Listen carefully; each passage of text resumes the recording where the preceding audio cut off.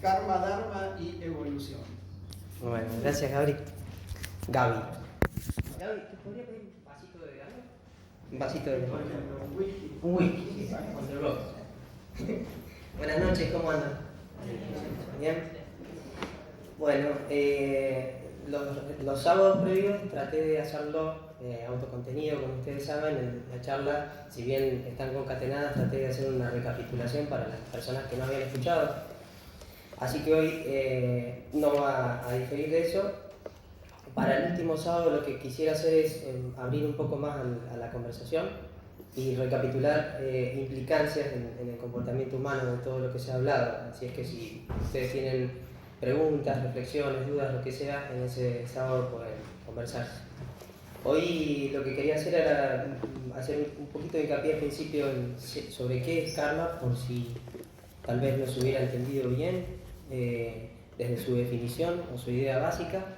Así que si alguien se anima a decir algo respecto a karma, si no yo igualmente voy a leer un par de párrafos que leímos ya. ¿Qué les parece o cómo pueden sintetizar la idea de karma hoy, después de lo que han escuchado? ¿Alguna cosita? ¿Ali? Una ley fundamental de la naturaleza que maneja las consecuencias de todas las conductas físicas, espirituales. Tiene la característica, bueno, que tiene su causa y que cumple su proyección en un efecto, que no tiene que ser interpretado como un efecto de castigo, sino como una justa recomposición de las consecuencias físicas, espirituales o mentales de todo lo que se encuentra manifestado. Bien, yo a eso le agregaría que es la naturaleza en sí misma, en su aspecto inteligencia, digamos. La naturaleza en sí misma se mueve de una manera que trata de preservar sus unidades, hacerlas expandirse en una dirección que es la que vamos a ver hoy, que es lo que tiene que ver con Dharma, y las perturbaciones o las oscilaciones alrededor de esa línea de perfección máxima en cada nivel de manifestación. Esas perturbaciones son karma, o la parte fenomenológica, digamos, cómo se manifiesta. Y esa ley, dijimos, es la ley porque en realidad es la naturaleza dialéctica, si se quiere, de lo único que hay, de ese principio absoluto para Brahman, espacio. Entonces no es algo operado por alguien, sino que es acción en sí misma, es visión en sí misma, ves desde la eternidad y ves desde el no límite, desde la infinitud. Es visión desde la infinitud, visión desde la eternidad y acción. Entonces les leo un par de párrafos. Decía uno de ellos: karma, la ley última del universo, la fuente y el origen de todas las demás leyes que existen en la naturaleza. Karma es la ley infalible que ajusta el efecto a la causa en los planos físico, mental y espiritual del ser. Como dijo recién Alicia, no se confina al mundo físico. Solo que acuérdense que no hay una linealidad, no hay causa y efecto y nada más, sino esta cosa intrincada que conversamos acerca de la multiplicidad de causas que desembocan en un efecto y por lo tanto no hay una cosa tan lineal, ¿no? Y esta posibilidad que tiene karma de viajar a todos los tiempos, no solamente del pasado hacia el futuro, por lo menos desde la visión que les estoy compartiendo, ¿no? ¿Se acuerdan del párrafo para los que vinieron de sábado acerca de que el pasado no es algo cristalizado, etcétera? Bien, dice: como ninguna causa deja de producir su debido efecto, desde la más grande hasta la más pequeña, desde la perturbación cósmica hasta el movimiento de nuestras manos, y como no lo semejante produce lo semejante, karma es aquella ley invisible y desconocida que ajusta sabia, inteligente y equitativamente cada efecto a su causa, haciendo remontar ésta hasta su productor. Aunque es incognoscible, su acción es perceptible. O sea, no podemos conocer a karma en sí mismo, como no es posible conocer por qué la vida es la vida o por qué existe. Ese es el misterio que reside en lo que no tiene límites y nosotros no vamos a poder verbalizar, pero vamos a poder tal vez en el silencio contemplar. Querer saber qué es karma en sí mismo es lo mismo que querer saber qué es la vida universal en sí misma. No podemos saberlo, podemos apreciarla, podemos contemplarla y podemos llegar a percibir algo más grande que lo que podemos decir, en el silencio. Lo mismo con karma. Pero uno puede percibir cosas y aprender a usarla inteligentemente. Esa es la idea de todo esto. Otro pasaje bastante lindo dice: esta ley, sea consciente o inconscientemente, no predestina nada ni a nadie. ¿Se acuerdan que surgió el tema del libre albedrío y demás? Existe desde la eternidad y en ella, verdaderamente, pues es la eternidad misma. Y como tal, puesto que ningún acto puede ser coigual con la eternidad, no puede decirse que actúa porque es la acción misma. Bueno, esto un poco lo dije al principio. En fin, eso como para repasar un poquito la definición. Y la semana pasada ahondamos un poquitito más en la doctrina de karma. Dijimos que era una ley consecuencia de este aspecto que tiene la naturaleza de moverse perpetuamente, ¿no? Entonces karma no descansa, karma es algo que está moviéndose de noche, de día, en muerte, en vida, en fin, es una oscilación que produce la vida, es como vive la vida, por decirlo de algún modo, no para, ¿no? Es una expresión inteligente de ese movimiento o ese hálito eterno que tiene como característica la naturaleza en sí misma. También hablamos de que existe una corriente dominante de vida, nosotros vamos a ir en una cierta dirección como grupo humano, como sistema, incluso como vida individual, pero tenemos posibilidades en el estado humano de introducir pequeñas variaciones que nos permiten movernos un poco dentro de esa corriente, y eso es a lo que llamamos libre albedrío.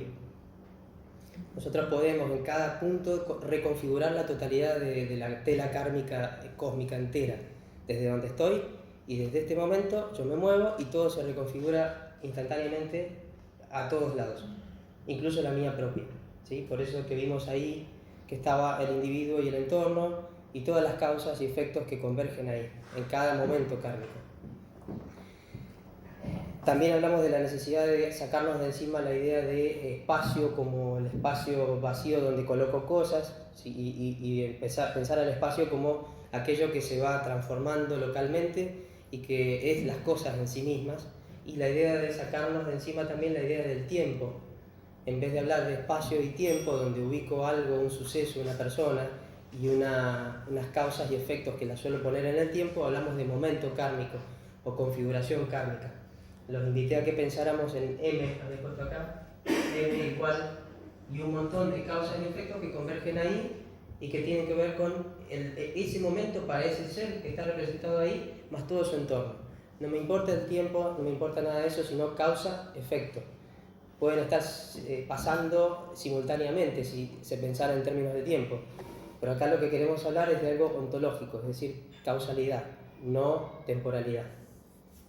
¿Sí? Dijimos que, hablamos de todos los aspectos de una ley propiamente dicha, imparcialidad, universalidad, etc. Todo eso es algo con lo que cumple karma. Dijimos que era inteligente, que se autocontrolaba, se autorregulaba. Dijimos que había proporcionalidad entre las causas y efectos a largo plazo, no a corto plazo, pero sí a largo plazo. Eso excluía la idea de una vida finita y una condenación eterna, o una vida finita y un cielo eterno, ¿no? A largo plazo tiene que haber una proporcionalidad, no puede haber un desbalance. Todo esto se deduce de las premisas que se postulan para esa naturaleza que es el espacio, para Brahman, o como se le llame. Hablamos de que no se confina al mundo físico nada más, sino que se expande a todo el ser, o más allá, que es una meta ley porque no tiene las raíces en ningún mundo finito manifestado, sino más allá, y cuando llego a un siguiente nivel me fijo y resulta que tiene raíces afuera, voy más allá y así hasta el infinito mismo, ¿sí? Y hablamos de la continuidad esencial, no hay huecos, no hay quiebres, no hay saltos. Hablamos de una inercia también, ¿no? Las cosas necesitan una cadena causal entre las causas y el efecto final. No hay un quiebre, tampoco es una cosa inmediata. Aunque no se lo piense en términos de tiempo, tiene que haber una causalidad y hay una inercia, cuesta llegar hasta el efecto, ¿sí? Y dijimos también que en todo ese esquema, el presente, antes de que se dé el presente, el estado de esa persona, la configuración kármica es tal que, es el óptimo para toda la naturaleza, para el cosmos entero, es el estado óptimo de cosas desde el punto de vista del todo, para que todas las cosas se preserven en el mejor grado posible y se desarrollen lo mejor posible. Es decir, ese estado previo a que se dé el presente, se tome la decisión de producir una causa, es la combinación perfecta entre la totalidad de lo que es el ser en ese momento, todos los efectos que están pasando ahí, todas las causas que ha puesto en movimiento justo antes, todos los efectos que se van a desenlazar ahí, más el ramillete de opciones que le acerca a la naturaleza. Ese encuentro es el encuentro óptimo. Después, cuando la persona en ese instante decide, se da el presente, y ese no tiene por qué ser el mejor, a veces no es el mejor. Lo que sí es lo mejor posible, porque es la naturaleza la que lo comanda desde una visión que nos excede, es el encuentro de posibilidades. ¿Ven la diferencia, no? El encuentro de posibilidades antes de una decisión significa cada movimiento. Mientras estoy hablando he tomado infinitas decisiones. Mover la cabeza, hablar, decir, pensar, un montón de cosas. Cada movimiento es una serie de causas que pongo a mover y van reconfigurando en cada momento toda la tela kármica hacia todos los tiempos y hacia la eternidad misma. Entonces, en todo momento yo estoy transformando todo, y el encuentro entre eso y lo que se me acerca como posibilidades de elección, cuando se encuentran, es el presente, pero el encuentro justo antes es lo óptimo. El presente, lo que elijo, no necesariamente tiene que ser lo mejor, y ahí es donde uno, en un esquema de ensayo y error, elige no siempre de la mejor manera y aprende a posteriori. ¿Sí? En el siguiente paso eso está aprendido, pero tengo que tomar una nueva decisión, y ahí la decisión no es la mejor hasta que la visión se vaya ampliando más y la decisión vaya siendo cada vez mejor. Hablamos de eso, hablamos de ese experimento de la gelatina, ¿se acuerdan? La gelatina, una esfera, esto se llama una esfera gigante que la hacíamos extender infinito, que vibraba por todas partes, y yo me ubicaba en un puntito de esa esfera y les preguntaba desde dónde llegan las vibraciones en ese punto donde yo estoy colocado. Si llegan de un solo punto, si llegan de todos, si yo puedo poner a mover esa membrana, y cuando la pongo a mover, si me rebotan o no las ondas a mí en ese punto. Y vimos que llegan de todos lados, que lo que me llega en ese punto es una combinación muy compleja, que cuando yo pego un golpe en ese punto también transmito hacia la totalidad movimientos, y que esos movimientos en parte me rebotan. En fin, lo que me pasa en ese momento es una combinación tan compleja y tan dinámica que pensar en karma como una secuencia, perdón, me están haciendo un chiste, hacer una secuencia de causa-efecto no es tan suena como simplista, ¿no? Es mucho más natural que se piense de ese otro modo. Bueno, también les hablé de una doble corriente que había en la naturaleza, ¿no? Una corriente que atravesaba todo en una dirección, y otra parte que atravesaba en otra dirección, y que en estrechos abrazos, decía el párrafo, construían karma, eran karma. Son como las dos direcciones que lleva la naturaleza, y cuando se encuentran, ambas corrientes forman lo que es el estado humano. Y dijimos que a través de esas corrientes fluía el movimiento hacia la exhalación de un cosmos o hacia la inhalación de un cosmos. Que en el estado humano prevalecía el equilibrio entre las dos, y que en uno había menos o una tendencia a la deconstrucción, y en otro había una tendencia a la construcción. Toda esa forma de respirar de la naturaleza la llamamos karma también. Vimos eso, y finalmente una cosa importante que vimos es que a nivel humano, que es donde se pueden tomar decisiones libres, es el modo de trabajar de karma es tal, eso lo vamos a retomar ahora, que solamente se puede destejer o aflojar la tela que a mí me envuelve como individuo si yo empiezo a trabajar hacia la alteridad, hacia los demás. Si yo cada acción que pongo en movimiento la hago para mí y para mi bien y nada más que para mi bien, lo único que hago es apretar esa tela cada vez más y asfixiarme cada vez más yo, aunque no lo sepa. Si yo quiero empezar a aflojar eso, en realidad tengo que hacerlo no pensando que si lo hago por los demás me voy a aflojar yo, porque entonces lo estoy haciendo por mí. Si yo espontáneamente logro trabajar por la totalidad, por el bien común, entonces la tela sola se afloja y yo termino aflojándome individualmente. Esta es una asimetría que tiene la ley, que cuando se trabaja egoístamente arranca por mí ¿no? Asfixiándome y empieza a asfixiar al entorno. Pero cuando trabajo altruistamente, empieza a aflojar el entorno hasta que me afloja a mí. Es asimétrica en ese sentido, y esa es la razón por la cual muchos sistemas filosóficos que tienen algún contenido real de autodesarrollo propongan, sistemas filosóficos o religiones, propongan el altruismo como una modalidad de disciplina. Después vamos a ver también que karma se puede ver como dharma y también como ética divina, y allí viene el altruismo y la razón de ser de todo esto. ¿Qué más? Bien. Entonces, las posibilidades nuestras individuales, para poder acelerar las cosas en el buen sentido, en el sentido constructivo, están de alguna manera atadas. Ya vimos que nosotros no somos un karma individual y que está completamente separado del entorno. Está todo absolutamente intrincado. Y cuando digo entorno, hablo de, no sé, familia, nación, grupo humano en particular, grupo país, no sé, hay un montón de grupos que son clasificaciones artificiales, si se quiere, porque no hay un quiebre entre todas esas.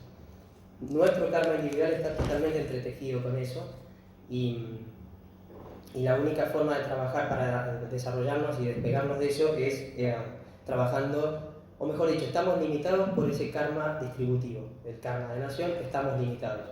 Les voy a leer un pasaje muy bonito, dice así.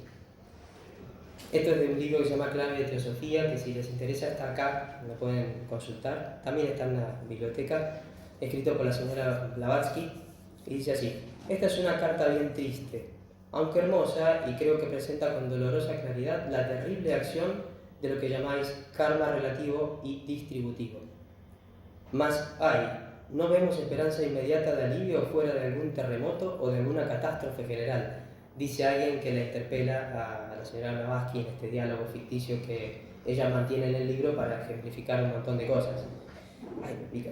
Dice ella: ¿qué derecho tenemos a pensar de este modo cuando media humanidad está en situación de poder aliviar inmediatamente las privaciones que sufren sus semejantes? Cuando haya contribuido cada individuo con todo lo que pueda al bien general, con su dinero, su trabajo y sus nobles pensamientos, entonces, y solo entonces, se modificará la balanza del karma nacional. Y hasta entonces no tenemos derecho ni razón alguna para decir que hay más vidas en la Tierra de las que puede mantener la naturaleza. Me estaba acordando de la película de Avengers del año pasado, cuando Thanos, no sé si la vieron, Thanos quiere eliminar a la mitad de la vida entera para que las cosas mejoren, ¿no? Es un poco una forma radical de pensar que las cosas se pueden arreglar. Entonces, aquí se advierte que hay una razón verdadera de vivenciar la fraternidad verdadera. Aquí está la razón por la cual se propone eso, y eso se logra empezando a trabajar de manera altruista. De otra forma no es posible. Y así se mejora el karma colectivo y por ende, en consecuencia, el individual. Otro pasaje de Doctrina Secreta dice: este estado de cosas, la actualidad, ¿no? Durará hasta que las intuiciones espirituales del hombre estén completamente despiertas, y esto no tendrá lugar hasta que no desechemos del todo nuestros groseros vestidos de materia, hasta que principiemos a actuar desde adentro en lugar de seguir siempre los impulsos de afuera, impulsos producidos por nuestros sentidos físicos y por nuestro cuerpo egoísta y grosero. Hasta entonces, los únicos paliativos para los males de la vida son la unión y la armonía, una fraternidad in actu y el altruismo no únicamente de nombre.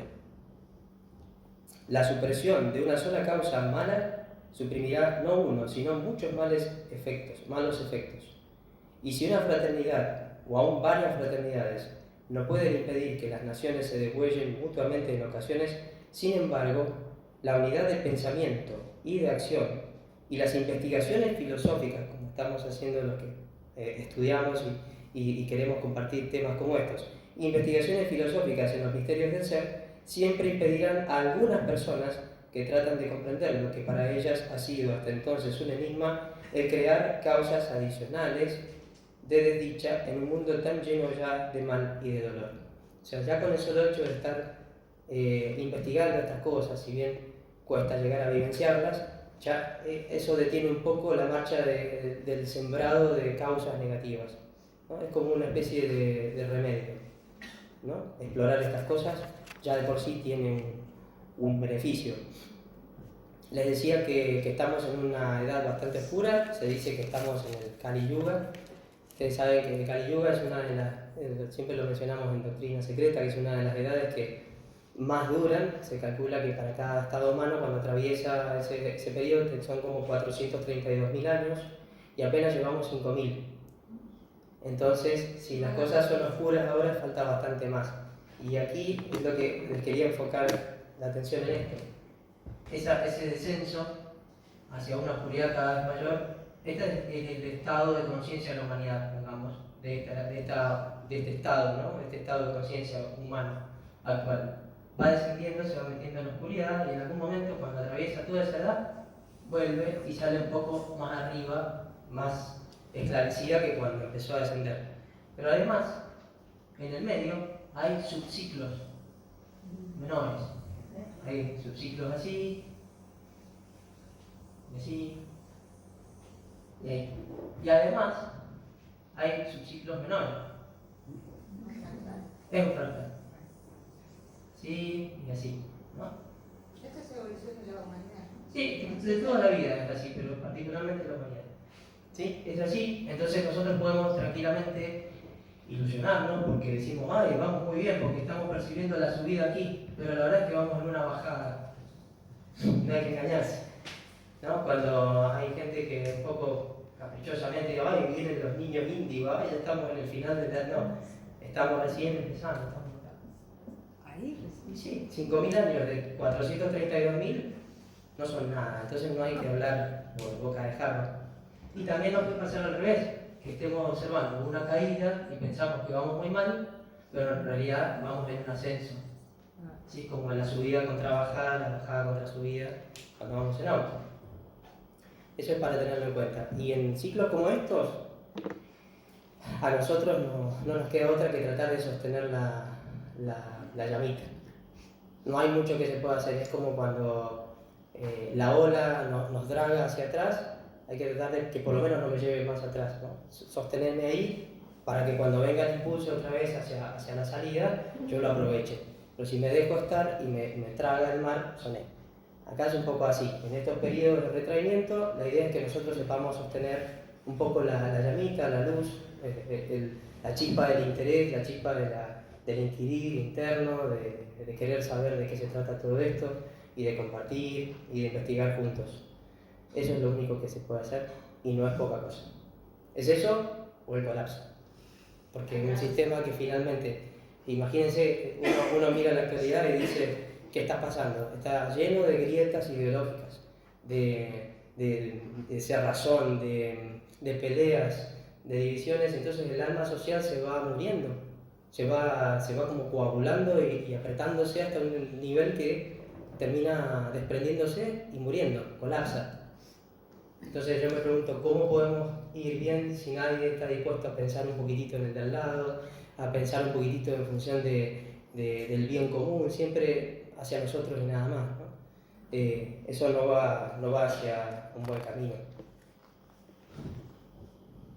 Bien, les decía el sábado pasado que nadie por fuera de nosotros puede llegar a decirnos exactamente cómo llegamos a ese momento kármico y por ende cómo sería toda la historia kármica para atrás y todo lo que podríamos llegar a hacer en adelante, porque nadie por fuera, si nosotros mismos no podemos saber con total claridad cómo llegamos a eso, nadie por fuera de nosotros lo va a saber mejor. Eso es obvio. Tampoco vamos a poder saber cuál es la sumatoria de todas las causas que nosotros mismos hemos puesto en movimiento en otras vidas, en otros tiempos, en otras configuraciones kármicas. Y también teniendo en cuenta esto que les dije recién, de que en cada movimiento que hago yo reconfiguro la totalidad kármica nuevamente. No es que sea aleatorio o que sea caótico, pero me muevo y la transformo. Esa membrana, cuando me muevo, empieza a vibrar desde mí hacia el entorno y se mezcla con todo lo que ya venía. Es bastante complejo, ¿no? Entonces, les decía la semana pasada que no era posible saberlo totalmente para la unidad, pero les decía que mientras más grande es el grupo de seres, es más fácil saber cuál es ese destino dominante, esa línea kármica que está llevando. Nosotros, tal vez individualmente, nadie por fuera de nosotros nos puede decir nada, lo podemos buscar parcialmente nosotros, pero a nivel colectivo podemos deducir algunas tendencias, podemos llegar a darnos cuenta cuál sería el mejor conjunto de decisiones para mejorar el curso del devenir, de esa colectividad humana, etc. Además de otro fenómeno del que hablamos es que hay errores en la naturaleza, o sea, la naturaleza no es perfecta, es perfectible, eso es algo que mencionamos, y por ende en alguna parte de ese espacio infinito pueden ponerse en movimiento causas que no estaban destinadas a pasar, ¿no? Un error, y eso desencadenó toda una línea causal que viene e impacta en algún ser que no se lo esperaba. O sea, un accidente que no estaba destinado a pasar, ¿no?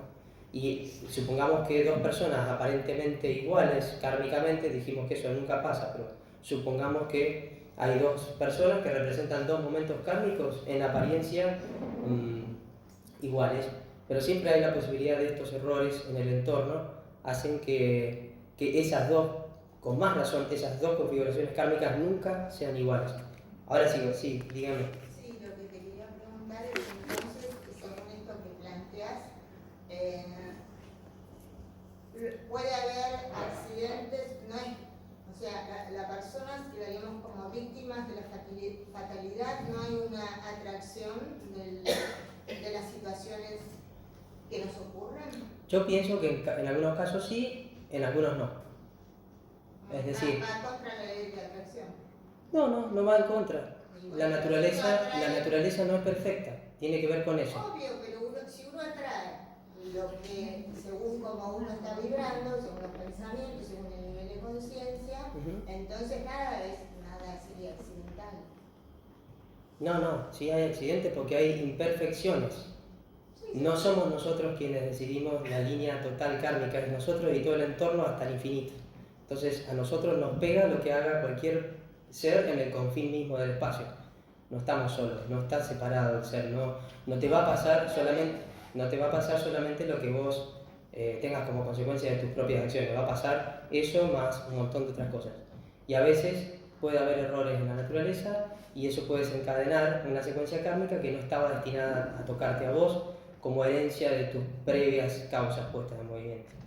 ¿Me explico? Entonces, esa combinación es bastante compleja y es un elemento de error que siempre está en la naturaleza. Por lo menos como posibilidad, y les repito lo que les dije el primer día, yo estoy contando mi forma de ver las cosas, no significa que esto es así. Ustedes tienen que tomarlo como una opinión más de alguien que estudia como ustedes, y si les resuena y les provoca o les evoca alguna idea desde adentro, lo pueden aprovechar, y si no, obviamente todos podemos diferir. Sí. Sí. ¿Podrías ejemplificar qué tipo de error en la naturaleza o qué llamas error en la naturaleza? No, la naturaleza no es perfecta, eso es un tema que desarrollamos al principio. La naturaleza manifestada tiene inherentemente es completa en todos los puntos, pero es imperfecta, es perfectible. En todos los puntos, en todo momento es imperfectible. Y si hay falta de inteligencia, como dice uno de los pasajes de Doctrina Secreta, la naturaleza no ayudada fracasa, puede ser que se cometa un error. En alguna parte del cosmos, algún error se puede cometer por falta de luz, por falta de visión, por parte de aquellas unidades que tienen decisiones libres, o sea, que están en el estado humano. No importa que sean como sean los humanos, no necesitan ser como nosotros, aquí en este sistema hoy. Estado humano. Bien, entonces les decía que tal vez a grandes rasgos algunas cosas se pueden decir en términos de karma colectivo y demás, y que algunos teósofos como la señora Besant en el libro de karma habían arrojado algunas reflexiones, intuiciones que me parecen lindas y las mencionamos. Ella decía que hay cierta inercia, ¿no? Cuando uno se va transformando o lo va tratando de mejorar, de desarrollarse. Durante toda la vida uno puede intentar erradicar alguna tendencia que considera negativa y no lo logra, pero junta fuerza para que en una posterior encarnación suponiendo que admitimos la reencarnación como una doctrina o como una realidad de la naturaleza, entonces en esa siguiente reencarnación se despliega todo eso que quisimos hacer previamente, se despliega recién ahí, gracias a que se ha juntado cierta fuerza. No es que no se pueda cambiar nada, pero hay inercia, ¿no? Y mencionamos aquello de genio y figura hasta la sepultura. Espero que no sea siempre así. Y entonces la señora Blavatsky, Besant decía que las aspiraciones y los anhelos se convierten en aptitudes, que la voluntad de obrar se convierten en acciones definidas, que los pensamientos reiterados, porque nosotros estamos todo el tiempo ahí pensando, se convierten posteriormente en tendencias naturales, ¿no?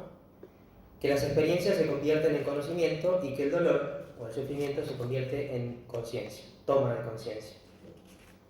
En fin, esto ya lo traté, son los errores. En cuanto a temas trágicos que se podrían tocar después, porque realmente no nos va a alcanzar el tiempo ahora, pero sí en la última reunión, y se puede considerar desde el punto de vista de accidentes o no, está la muerte por un accidente, la muerte por suicidio, abortos, hay un montón de cosas que se pueden considerar en términos de karma y debatir. No, nadie tiene acá la última palabra en eso. Lo único que sí hay que tener presente en cualquiera de esos casos, que son muy diversos y son muy finos, porque imaginen, alguien se suicida, lamentablemente, ¿no? Esto si uno ve a la naturaleza, a la vida la ve como una tela, cada persona sería una hebra. Si yo rompo una hebra, no rompo solo la hebra, sino que arruino la tela. Eso atenta contra la naturaleza en su totalidad.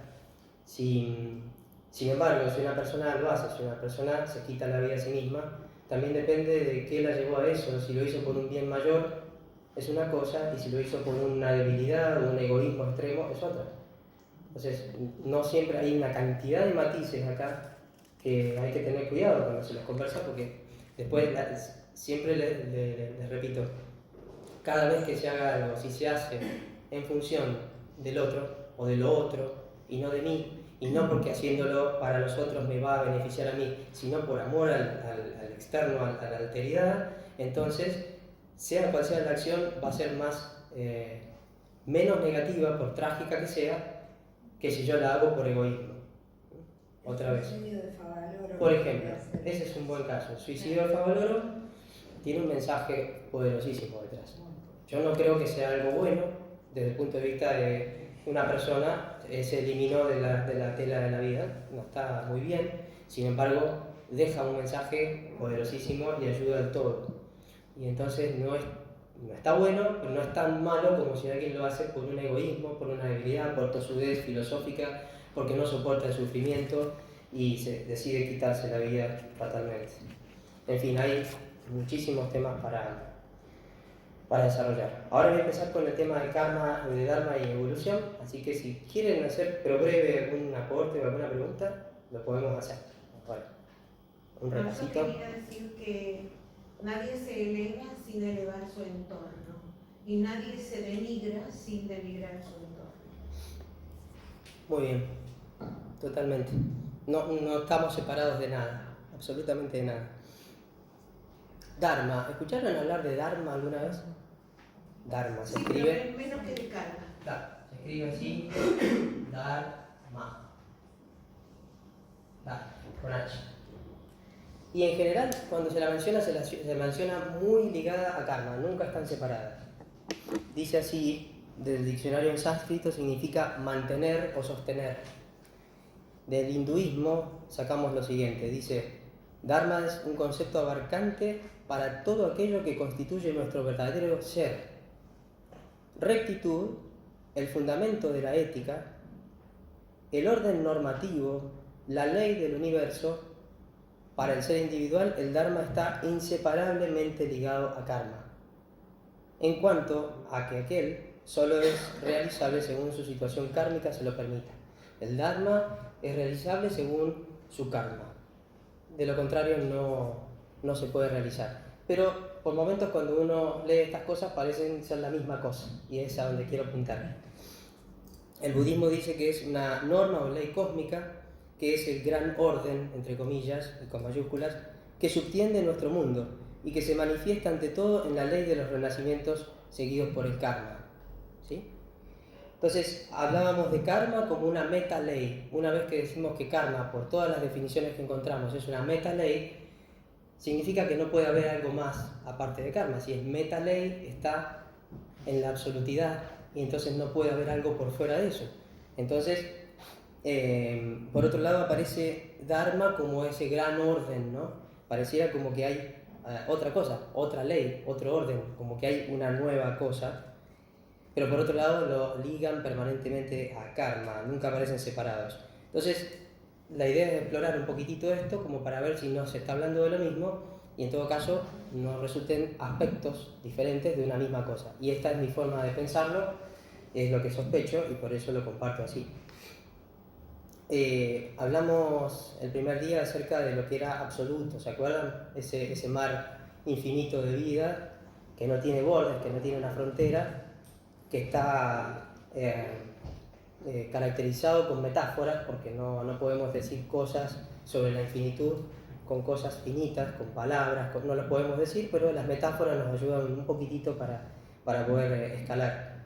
Entonces hablábamos de vida infinita, de vida absoluta, de armonía infinita, de perfección infinita, de gozo eterno infinito, de visión total, ¿sí? Y además que en cada instante donde yo concibo eso, lo tengo que meter en ese instante en una cantidad infinita. Es decir, no imaginen gozo infinito imaginando algo que va gozando mucho en el tiempo hasta el infinito. En un tiempo el gozo es infinito, en ese tiempo, es una carga muy dinámica, es vital.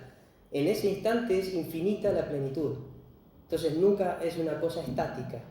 En ese instante en que lo concibo, cualquier cosa que conciba, ya sea vida, perfección, armonía, luz, etc., no lo concibo a lo largo de un tiempo y para pensar cómo sería en la infinitud. No hablamos de tiempo. En ese instante que lo concibo hay infinitud. Entonces esto conlleva una carga muy dinámica, muy vital, que a uno lo deja en un abismo, ¿no? Además hay infinitud de variedades, ¿no? La diversidad es increíble en algo que se plantea así, que es infinita vida y demás. Entonces no puede haber monotonía en esa idea. Tiene más que ver con aquello de un equilibrio dinámico que hablamos los primeros días. ¿Recuerdan? No puede ser un estado. Si yo imagino un nivel de perfección, ¿qué va a pasar inmediatamente después? Va a venir el hastío, porque entonces me pregunto, bueno, y en esto que propuse como algo que es infinita perfección, que es infinita luz, infinita vida, me encuentro con un nivel de perfección. Si yo lo considero el nivel máximo, viene el hastío después, porque me pregunto inmediatamente, ¿y después qué? Y entonces todo eso que postulé para la naturaleza, como infinitud, como belleza, armonía infinita, se muere como hipótesis. Entonces no hay una perfección última, sino que hay un perfeccionamiento hasta el infinito, una ampliación de la conciencia sin límites, una expansión de la conciencia. ¿Susana? Sí, porque no es estático, es dinámico. Así es.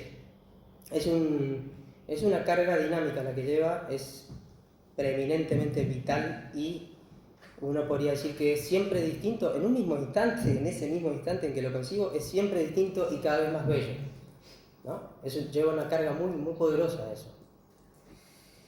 Entonces, si karma es una metaley y es lo único existente, como dijimos antes, hay superabundancia de vida y perfección, no tiene tiempo, rige un principio de todo en todo, como habíamos dicho, y en eso que es karma brotan cosmos finitos inconscientemente, todo esto lleva implícito una fuerza, una dirección hacia el perfeccionamiento. Todo eso que hemos planteado tiene una carga de movimiento en una dirección que es hacia la expansión, la ampliación de la conciencia, la ampliación de la armonía, ¿sí? Y toda cosa que ocurra en el sentido opuesto va a colapsar. Todo lo que se comprima o se contraiga o se centre de una manera excesiva va a colapsar. En cambio, si el movimiento es al revés, se expande y no tiene límites. Estamos hablando de algo ilimitado, eterno, omnipresente, etc. En ese esquema de cosas, lo único que cabe como eternidad y movimiento es una expansión por siempre. Entonces, el movimiento natural de todo esto es hacia el perfeccionamiento al infinito, ¿no? Karma, como metaley, busca eso. Está constantemente moviéndose, oscilando, pero en esa dirección, no es estático. Hay una corriente. Entonces, lo que yo pienso es que esa dirección y esa corriente es Dharma. ¿Sí? Entonces, esa corriente es hacia una armonía universal, como les dije, es subyacente a todo, es la razón de ser de la evolución. ¿Sí? Es lo que llamamos evolución en sí misma en el sentido más abarcativo posible, no en el sentido darwiniano de la evolución de las especies, sino en el sentido total. Es ese gran orden del que hablaba recién la definición de Dharma, y aquí el año pasado hice un dibujito, hoy lo voy a tratar de mejorar un poco, acerca de Dharma, Karma, a ver si esto lo ejemplifica un poco.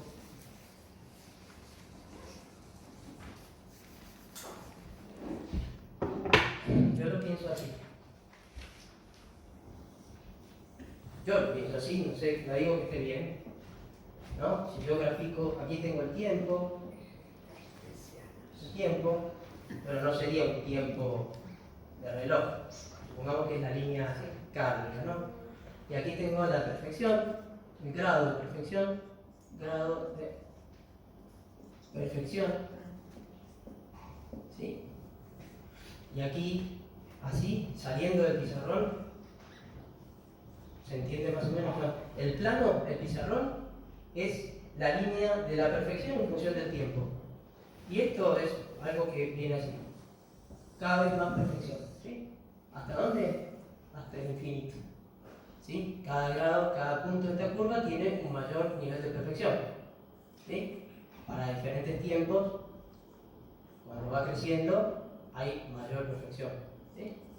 ¿Se entiende eso? Pero saliendo del pizarrón, saliendo del plano, alrededor de esa línea hay movimientos, hay oscilaciones. Y esas oscilaciones, ¿sí?, junto con esa línea central, trazan una corriente. Una corriente así.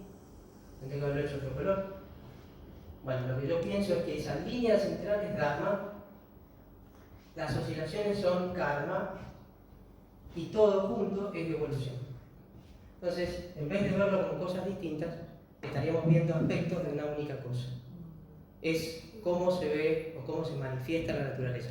Dharma como línea central, directriz, es traccionante, es lo que la vida pide y a lo que no se puede renunciar. Hay un destino dominante, dice. Eso no es renunciable, no es modificable. Hay una dirección y una presión absoluta. Sí. Dharma podría ser sabiduría de alguna manera. Sí. También en aspectos humanos, netamente humanos, se traduce ¿También como se le sabiduría. llama deber? Deber se le dice también, pero deber en el sentido de hacer lo que la naturaleza mejor, o lo que le conviene a la naturaleza, ¿no? Lo mejor posible. Actuar del modo más ecuánime posible, equitativo, etc. La palabra virtud. Virtud también, exactamente. Camino, pues. Camino, el sendero. Sendero. Sí. ¿Las oscilaciones que dibujaste son perpendiculares al plano? Perpendiculares al plano para no, porque si yo lo pongo así, pareciera que hay mayor perfección, menos perfección, y en realidad la perfección yo la estoy graficando en el plano, en este. ¿Y cuál es el que sigue perpendicular al plano? ¿Qué sería? Perturbaciones. Perturbaciones alrededor de la línea. No hace falta que tenga un nombre. Digamos que no hace falta ni siquiera poner un nombre. Digamos que alrededor de ese plano, que lleva una línea que va hacia la perfección infinita, la vida se mueve, oscila, ¿sí? ¿No? Y todo el sistema en sí va tratando de siempre ajustarse a la línea central, que es la corriente dármica. Tracciona todo y cualquier cosa que se aleja demasiado se pierde. ¿Sí? No entiendo de qué estás hablando. Bueno, Si estás hablando de la evolución de la conciencia, de la vida. estamos hablando de todo. Estamos hablando de la evolución de la vida. ¿Cómo están? Y bueno, Llegaste tarde, eso también. hace de 2 sábados que estamos charlando del tema, entonces no es fácil ahora recapitular todo. No te pido recapitular todo. Si me dices una palabra, lo engancho. Estamos hablando de la evolución de la vida. Y karma lo hemos definido, estamos definiendo dharma, y estoy tratando de buscar una combinación de las tres cosas. ¿Ok? ¿Se entiende entonces como aspectos? ¿No? Bien. También podría pensarse que tanto el concepto de perfección, de Dharma y de karma son relativos, porque desde dónde te ubiques para considerar la situación óptima que me lleve a un nivel superior. No es algo único, me parece a mí, ¿no? Que va en una sola dirección. Porque depende de la madurez interior, si estamos hablando del hombre y su conciencia.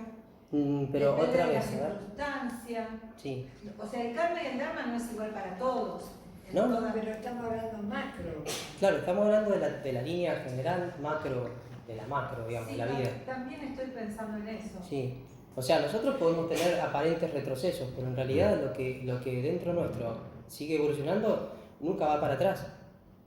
Y cada vez que encarna, estas oscilaciones podrían ser las reencarnaciones, por ejemplo. Pero, ¿no tendrás que pensar que en la gran diversidad del plan divino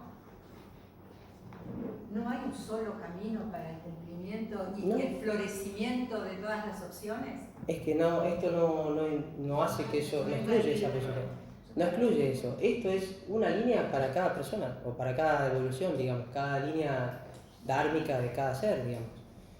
Cada una lleva su propia historia, no es que esta es la única y para todos, sino sería algo determinístico, algo predeterminado. No estoy diciendo eso, estoy tratando de graficar que en todo tipo de evolución, en cada unidad y en cada unidad más grande y en la vida en su totalidad, hay una corriente central que lleva hacia algún lugar en lo que tiene que ver con manifestación, finitud. Y esa dirección es hacia a la perfección infinita, a la ampliación de la conciencia al infinito, hacia la luz infinita, como quieran, pueden mencionarlo con muchas metáforas. Pero después cada historia personal sigue sus propias oscilaciones alrededor de una cierta línea dármica. No es que todos tenemos la misma línea. ¿Sí? Es buen punto ese Lili, porque ¿no? Si no parecía que sí, que todos, muy bueno, que todos íbamos para el mismo lugar y no es la idea. Lo que quería decir con todo esto es que Dharma, Karma y evolución no serían tres cosas, sino una especie de el aspecto teleológico de la vida universal expresado en una tríada de fases o de aspectos. ¿Sí? Se ve como algo más armonioso. En vez de empezar a desguazarlo todo, como siempre hacemos cuando lo estudiamos, tratamos de verlo como un conjunto armonioso, moviente, O vital. sea, uno no tiene sentido con el otro. Exacto. Si no- Yo no puedo concebir las oscilaciones de karma sin que haya una línea central que tracciona hacia alguna dirección. Yo no puedo concebir que exista una sola dirección y hablar de posibilidades de movimiento si no habilito un grado de movimiento, que es karma. Nóumeno de todo esto sería dharma, el nóumeno, el trasfondo ideal subyacente, la idea de una perfección máxima, infinita, que nunca se alcanza. Eso sería dharma. Y karma sería el aspecto fenomenológico, sería cómo se ve. El conjunto entero es cómo se manifiesta la vida. ¿Cómo sucede? ¿Se acuerdan que al todo el seminario le habíamos puesto karma, discurso divino de la vida universal? Tiene que ver con esto. La naturaleza dialoga intracósmicamente o intranatura y se mueve de esa forma. ¿Sí? Manifiesta fases u oscilaciones que siempre son tendientes a sacar lo mejor de cada situación. Siempre. Breve. Sí. ¿El Dharma se puede equiparar al propósito del alma? Ujú. Sí, claro que sí. Es ahí donde reside el saber realmente qué es lo mejor posible. Es decir, Dharma tiene muchas connotaciones. Yo estoy tratando de sintetizar todas las posibles connotaciones de Dharma, el mismo emblema de la sociedad teosófica, en sánscrito dice Satya Nashti Paro Dharma, y acá lo han traducido como religión. En realidad la idea de Dharma tiene un montón de acepciones, un montón de traducciones, y todas tienen algo de eso, pero depende de dónde se enfoque uno, si a nivel humano, si a nivel naturaleza. Yo lo que estoy tratando de hacer es extractar la síntesis que se aplique a todas, a toda escala del ser, al ser humano, en su vida personal, en su vida de desarrollo, a la naturaleza física y demás. Entonces, bien, todo esto que les estoy diciendo, como les dije recién, es como lo veo yo, y podría no ser así, pero si les sirve, pues lo pueden aprovechar. ¿Qué más? ¿Qué más?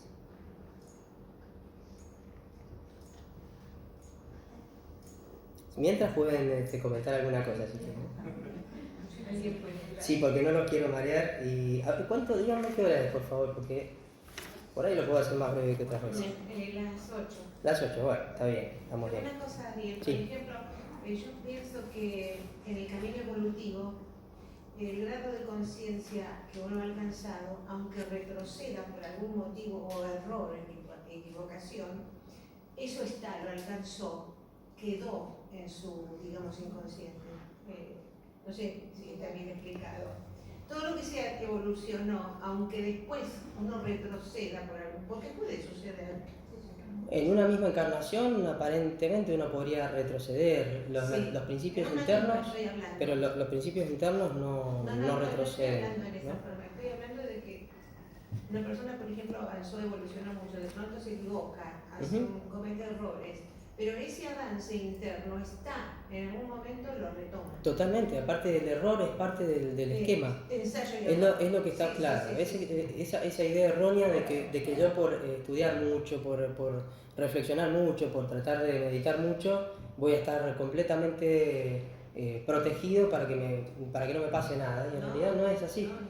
Por supuesto que no es para relajarse y decir, bueno, total. Pero la idea es estar preparado, pero se aprende a posteriori. Tiene que pasar el problema y tenemos que equivocarnos. Eso no es evitable. Y no está mal que sea así. Pero entonces eso, lo que se traduce en, digamos así, creo que lo había puesto en algún lugar, de hecho. No solo no está mal, sino que es inevitable. Claro, viene el desafío, ¿sí? ¿Y qué puede pasar si somos desafiados? Fracaso, ¿sí? Fracaso, viene el dolor, viene un montón de cosas que están negativas y también el aprendizaje.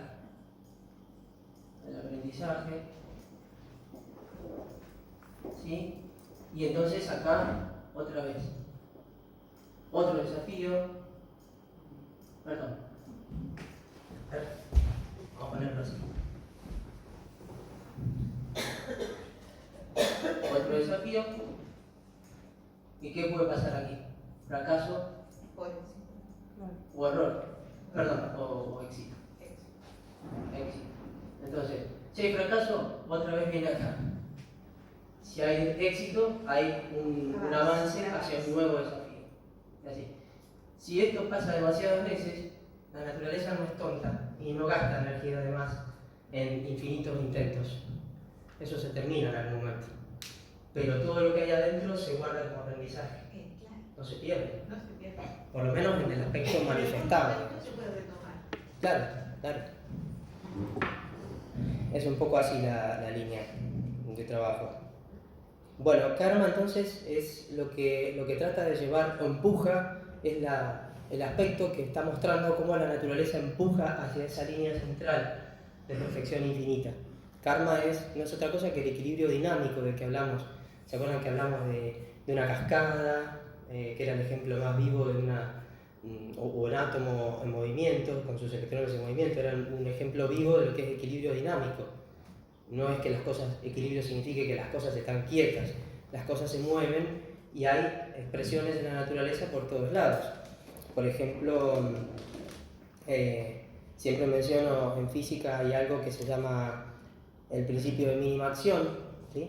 Que lo que pide o lo que propone es que la naturaleza va a gastar la menor cantidad posible de energía en el menor tiempo posible y a raíz de eso y con ciertas herramientas matemáticas se obtienen las ecuaciones de movimiento de un sistema físico y se verifica.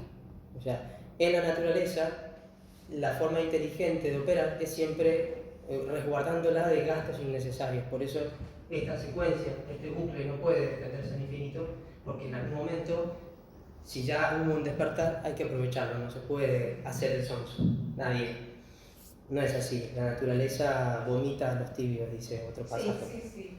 ¿no? Entonces, si ya se sabe algo, si ya se habilitó, si ya se hizo carne, si ya se explicitó como una verdad externa, entonces hacerse cargo. Si no, en algún momento nos pasan facturas. Y no son facturas para comer. Sí. Entonces, bueno, hay otras expresiones también.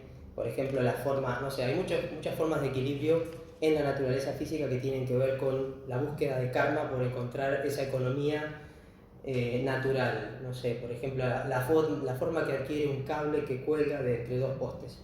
Eso tiene una forma específica, se llama catenaria. Tiene una forma, creo que de coseno hiperbólico, seno hiperbólico, no me acuerdo, es una función. Y no es otra, es exactamente esa. La forma esférica de una gota, por ejemplo, una gota de agua, en ausencia de gravedad, es perfectamente esférica. Eso es un estado de mínima energía, de mínimo gasto de energía, porque se minimiza la tensión superficial, las fuerzas de tensión superficial. Hay un montón de expresiones donde la naturaleza está mostrando cuál sería la dirección de equilibrio. Cualquier cosa que la perturba de allí serían estas oscilaciones y eventualmente va a caer en cada nivel de perfección a la línea central, al equilibrio. ¿Sí? Y así ese nivel de perfección va a crecer siempre y alrededor de ese nivel se va a ir oscilando. La vida se mueve para poder aprender y expandirse.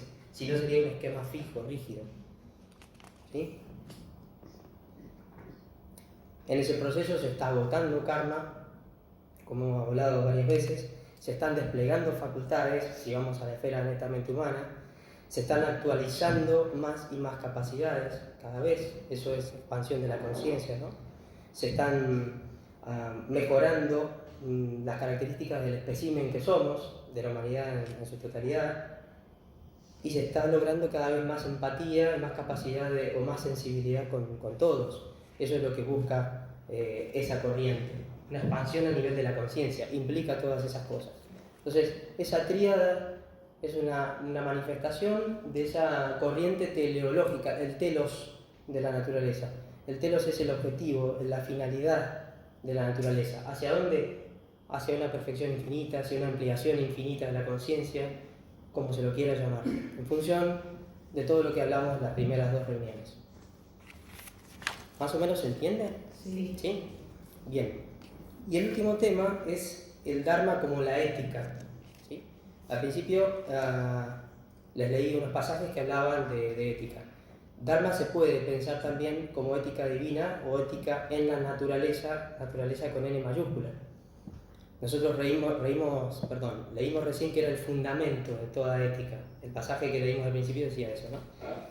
Y cuando hablo de ética, que se entienda bien que no hablo de moral, se sabe distinguir entre estas cosas, ¿no?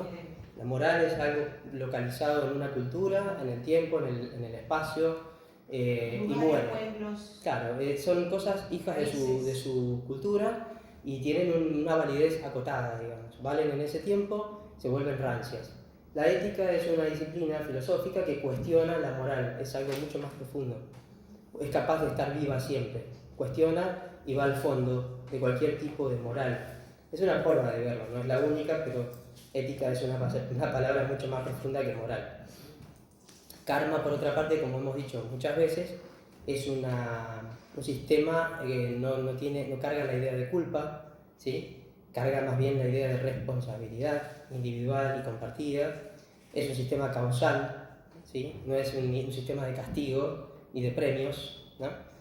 En fin, con esas dos cosas juntas hay que saber distinguir en cada cosa que se dice si hay barnices de moralidad que no tienen nada que ver con lo que estamos tratando acá. Estamos tratando con algo estrictamente vital, vivo, que cambia, que se transforma, que no tiene forma de ser escrito.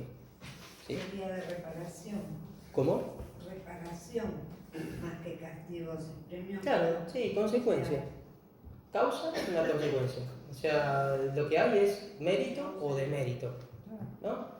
Yo corro una rama así de un árbol, la suelto y viene para acá porque quiere recuperar el equilibrio. La consecuencia es que me la va a pegar, ¿no? Si me descuide. Pero es eso, es como, así como toda la naturaleza física que nosotros lo vemos, es eso, más en el aspecto interno, ético, más una sabiduría que no permite que las consecuencias sean tan fuertes que esta unidad que soy quede destruida innecesariamente. Siempre va a regular y va a tratar de que yo pueda entender, ampliar, comprender, saber y actuar mejor. ¿Sí? Vamos a poder aprovecharnos de esa naturaleza de feedback, de retroalimentación que tiene la ley de karma. ¿Sí? No es mecánica, no es que me va a pegar y listo, ya está, perdiste tu oportunidad. No es así. Es algo inteligente, es inteligencia en sí misma. No podría ser mecánica. Entonces, dijimos que el proceso es en el sentido del perfeccionamiento infinito, por un lado. ¿Sí? Dijimos que si fuera al revés, si fuera hacia una pérdida de perfección, eso colapsaría en cada punto, sería una compresión de todo en vez de una expansión. ¿Sí?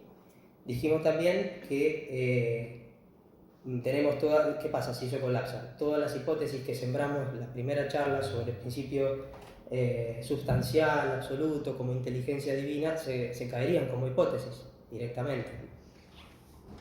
También dijimos, ahora lo dijimos, que ese proceso, esa dirección, es la dirección de Dharma, dijimos por otro lado, o evolución en un sentido muy amplio. Y también dijimos antes que esa expansión únicamente es posible a través de las acciones altruistas. Estoy tratando de atar cabos de todo lo que he ido diciendo.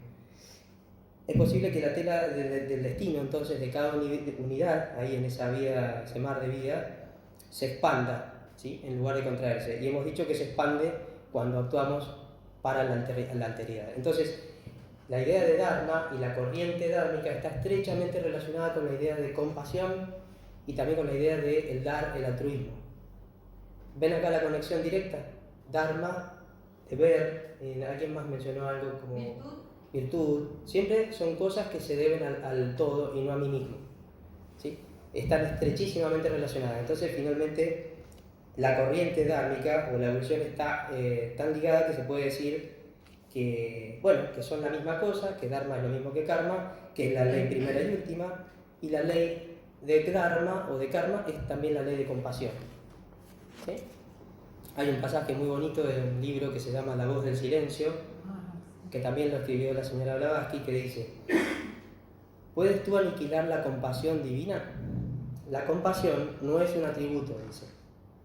Es la ley de las leyes, la armonía eterna. ¿Ven? Si algo es ley de leyes, armonía eterna, absoluta, no puede ser una nueva cosa por aquello que dijimos y por lo cual lo hice adrede así al principio, de que si es algo absoluto y hay una sola causa absoluta, cada nueva cosa que sea absoluta es un nuevo aspecto de algo único.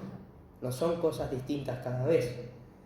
Entonces, dice, ¿puedes tú aniquilar la compasión divina? La compasión no es un atributo, es la ley de las leyes, la metaley que era karma, la armonía eterna, el yo de Alaya, el espíritu universal, una esencia universal e infinita, la luz de la eterna justicia, karma, y el concierto de todas las cosas, la ley del amor perdurable. ¿Sí? Entonces, ¿qué está pasando acá? ¿Cómo se están conectando las cosas? Fíjense, karma, dharma, evolución, compasión, evolución en el sentido constructivo, ¿no? Amor universal, apareció la palabra amor, no el amor personal y psicológico y nada más. Esa sería una manifestación más opaca o más apagada de algo más general.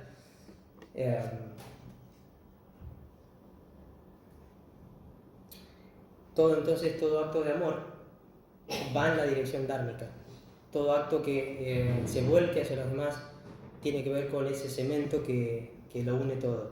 Todo acto que vaya en contra de eso es un acto que violenta a todo el sistema, a todo el esquema, ¿no? Pero ese amor tiene que ver con algo de entrega, de altruismo. Y todas estas ideas quedaron realmente conectadas, no hay una forma de verlas por separado. ¿Quieren comentar alguna cosa? ¿Se han quedado pensando? Está el karma yoga, Esa es una yoga forma. a través del servicio. Esa es una forma. Cada disciplina es una forma de aprovechar cómo se mueve la naturaleza, cómo se manifiesta karma, para irse acercando a la corriente dármica, para ir encontrando el Dharma individual. Miren, lo que hay es, en la naturaleza, en cada cosa hay un ergon, hay una finalidad de vida, una razón de ser de las cosas. Solamente fuera del nivel humano, eso se da a rajatablas, o sea, cualquier cosa que no esté en estado humano cumple exactamente su ergon. Una piedra, el mineral, el vegetal, hacen lo que están puestos ahí para hacer, no hacen nunca otra cosa. Solamente en el estado humano es donde aparece la libertad pequeña, pero una libertad al fin, de soslayar ese ergon. Si el ser humano está destinado por naturaleza a ser una semilla de cosmos y expandirse, ¿sí? Si se aleja de allí por decisiones que interna y externamente lo perturban, entonces puede colapsar, puede hacerlo peligrosamente. Es el único que puede decidir. Pero digo, por fuera de ese estado todo cumple su ergon. El ser humano es el que no lo cumple. Pero si un ser humano, una persona cualquiera, hace dentro de sus limitaciones kármicas, individuales y colectivas, hace lo mejor que puede, hasta el máximo de sus esfuerzos, está cumpliendo su Dharma.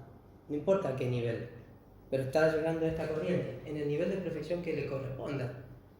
Posteriormente va a seguir creciendo su naturaleza interna y eventualmente se va a ir expandiendo, o su naturaleza interna va a ir encarnando cada vez más a flor de piel, hasta que esa encarnación sea plena. Y después le toque cursar otro nivel de perfección más grande y así. En algún momento se encuentra en un estado en donde ese ser humano ha llegado a un nivel donde ve todo, dentro de ese sistema lo ve todo, conoce todas las operaciones y ha sido capaz de expandir su conciencia hasta verlo todo. Esos son superhumanos, maestros, adeptos, o se les puede decir de muchas formas, seres realizados y demás, porque eso es una consecuencia natural, no es una fantasía, que este devenir, este esquema así planteado, termine en algo de esa naturaleza y en realidad nunca termine. Para nosotros, en relación a nosotros, alguien que en un dado sistema alcanza un nivel de expansión de la conciencia es un ser realizado, pero ese ser respecto de otro nivel no está realizado y así hasta el infinito, por todas las consecuencias, por todas las características que hemos mencionado del sistema en sí. ¿Sí? ¿Vos me habías pedido? Sí. Sí. Sí. Sí, no, está claro, o sea, con lo que dijo. ¿Ah, sí? Sí. ¿Qué era? Coméntelo. ¿Tema? ¿Qué? O sea, sí, porque a veces el karma no nos permite hacer dharma, nos limita. Entonces sí, has dicho que, bueno, dentro de esas limitaciones, el poco dharma que podamos hacer tiene una importancia. Claro que sí. Yo me acerco, trato de acercarme a la línea central. En la medida en que yo trate de acercarme y lo haga con honestidad para mí mismo, Claro. no para los demás. Si la honestidad es para mí mismo, Claro, no es cuestión de cantidad, sino de calidad. de la calidad, ¿sí? Cómo me muevo, ¿sí? Por ahí es pertinente, ya, vos cortamente. La cuestión cuando hablaste de colapsar, me acordé de los agujeros negros y quería saber cuál era alguna interpretación espiritual dentro del cosmos. No, en este contexto no tendría, yo no lo asociaría directamente con eso, porque eso no es algo en donde las cosas colapsan. Eso es una manifestación de gravedad excesiva en donde las cosas son atraídas, pero nada más. No es muy diferente a lo de la Tierra. No sé cómo lo estás conectando con eso, pero no es necesario. Hay colapso. No necesariamente, no sabemos. Bueno, eso es Sí. la manera de explicarlo es que colapsa una estrella debido a que la fuerza gravitatoria es Sí, pero más- también hay producción, es decir, a un agujero negro se lo ve como una fuente de emanación de otro tipo de naturaleza también. No están completamente caracterizados los agujeros negros como para saber qué es lo que pasa ahí. No es que colapsa y desaparece algo. Se traga la luz y por eso se le llama agujero negro, pero eso no significa que desaparece la materia, eso no existe. Entonces deben pasar otras cosas y de hecho hay sospechas de que a la vez que atrae, también emite. Sí, pero yo lo que te quería preguntar, vos como tenés idea desde la física y desde el modelo de la evolución de la conciencia, si lo pensaste. No, la verdad que no lo he pensado, pero debe tener alguna... No, No lo he pensado. Sí. Está bien, para pensarlo. Claro, porque es muy diferente lo que son, bueno, la conciencia evoluciona y se transforma en un solo. Ujú. ¿Sí? ¿Y qué sería la evolución en un agujero negro? Y no lo sabemos porque si supiéramos exactamente qué pasa con un agujero negro podríamos decir algo, pero yo honestamente no se sabe más que una conjetura. Sí. Solamente se logró ahora una especie de foto que no es nada más. No emite luz, pero emite otras cosas. Sí, radiación. Muchas cosas que no se sabe. No eso solamente. No se sabe. Hay materia oscura, hay energía oscura, hay muchas cosas que son conjeturas dentro del ámbito de la física, no nos vamos a meter ahora con eso. Pero desde ya el agujero negro permaneció como una conjetura hasta ahora, ¿no? Y recién ahora se tiene una evidencia indirecta de lo que sería el efecto a nivel luz en alguna banda del espectro visible de la luz, nada más. El resto de cosas no las tenemos probadas, no sabemos qué pasa con la materia, ni si es un transformador de la materia como se sospecha, nada, hablar de eso, la verdad, no nos va a aclarar el tema. Lo que les quería decir es que el ser humano tiene ese nivel esa posibilidad pequeña de tomar decisiones libres, ¿sí? Y que así como es peligroso, porque si lo usa mal puede llegar a no ser productivo para la comunidad, sin embargo es la variable de creatividad de la naturaleza. Si no existiera en el estado humano, en cualquier escala del ser, la posibilidad de hacer ensayos nuevos, tomar decisiones libres, entonces la naturaleza no se podría manifestar en toda su diversidad. Esa diversidad, esa infinita diversidad se manifiesta con toda su riqueza gracias a que no es un esquema rígido y gracias a que existe esa variable libre que son los seres humanos. O sea, el ser humano, además de ser la razón de ser de todo, porque es la formación de semillas cósmicas, también es el elemento de creatividad de la naturaleza, por verlo de alguna manera. ¿Me explico? ¿Sí? Gracias a que eso está ahí, la naturaleza puede desplegar y pintar todo lo que quiera en la variedad infinita que tiene para dar, en esa superabundancia de vida que hay en su seno. Si no, sería un esquema rígido que en algún momento se quiebra porque se cristaliza y no puede avanzar. Pero existe esa flexibilidad, ese ajuste fino que representa el ser humano. Fíjense qué delicado que es eso. En fin, el último tema, pero lo voy a desarrollar en la última charla, que quería tocar. Les voy a leer un pasaje que es muy sugerente respecto a cuál es el posterior estado de una humanidad como la nuestra, por lo menos como algo posible. Dice así: sí, comprendo, dice alguien, comprendo vuestra idea general, pero quisiera que me dieseis un ejemplo concreto de la acción de karma, ¿no? Y se responde: esto no puedo hacerlo. Solo podemos estar seguros, como antes dije, de que nuestras vidas presentes y circunstancias actuales son el resultado directo de nuestros propios actos y pensamientos en vidas pasadas. Mas los que no somos videntes o iniciados, no podemos saber cosa alguna respecto de los detalles sobre el modo de operar de la ley kármica. Entonces se pregunta otra vez: ¿puede alguien, aún entre los mismos adeptos o videntes, seguir en sus detalles este proceso kármico de restablecimiento de la armonía? Seguramente, dice, los que saben, entre comillas, pueden hacerlo mediante el ejercicio de poderes que existen latentes en todos los hombres. Y entonces en otra parte dice: como se acaba de decir, para todos existe la misma visión limitada, excepto para aquellos que han alcanzado en la presente encarnación el apogeo de la visión espiritual y la clarividencia interna. Solo podemos comprender que si hubiesen tenido que ser diferentes las cosas para nosotros, lo hubiesen sido, que somos nuestra propia obra y que solo tenemos nuestro merecido. Pero, en fin, hay alusiones a que todo el sistema descolla en un final, por lo menos para este nivel, porque después la sucesión es hasta el infinito, descolla en una presentación humana que lo ve todo, porque empieza a desplegar poderes latentes que están en él y los manifiesta. Ya dejan de ser latentes y tienen una expresión orgánica, externa. Los sentidos internos, el discernimiento y un montón de cosas se traducen en capacidades externas, ¿sí? Ya se manifiestan, se despliegan en estructuras. En fin, esto es lo que se dice. Y nosotros, a mano, tenemos lo que llamamos viveka, el discernimiento. ¿Sí? Todo el tiempo se habla de qué es el viveka y el vairagya, una dupla que no es otra cosa que caminar tratando de desengancharme o irme de los extremos, ¿no? Irme de los extremos. Viveka es el aprovechamiento lúcido de cómo opera karma. Y en la medida en que lo hago, me voy desprendiendo de las oscilaciones y entonces viene el vairagya. Pero otra vez el desapego significa vairagya. Y otra vez cuando veo con lucidez, produzco un desenganche mayor y viene gracias al viveka, el vairagya. Y esa dupla constantemente me lleva a la corriente dharmática. Esas cosas son de las que quisiera hablar la semana que viene, bueno, no, el otro sábado, porque ya tienen que ver con cosas que nosotros mismos podríamos hacer en todo este esquema de cosas que hemos mencionado.